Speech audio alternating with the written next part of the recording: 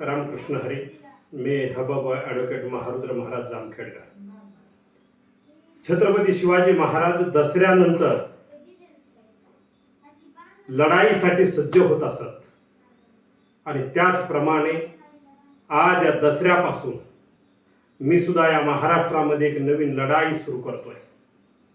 आज या महाराष्ट्रामध्ये जो काही जातीवाद चालू आहे, या जातीने या जातीला बोलावं, त्या जातीने त्या जातीला बोलावं, कुणाच्याही कपाळावरती जात नाही.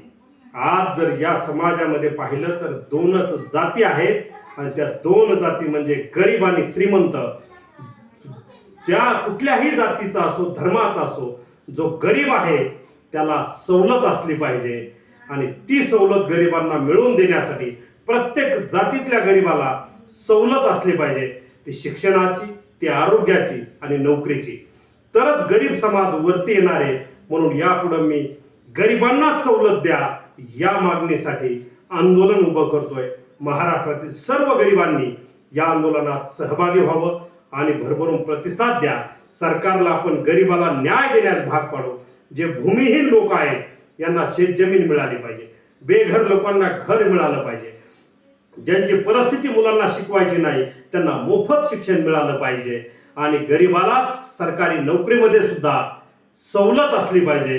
तुम्ही आरक्षणाचा ज्याला त्याला काय वाद खेळायचा ते खेळा, पण माझ्या गरिबांना ह्या सवलती मिळाल्या पाहिजेत. यासाठी मी हा लढा उभारतोय. सर्वांनी साथ द्या एवढीच विनंती करतो. रामकृष्ण हरी.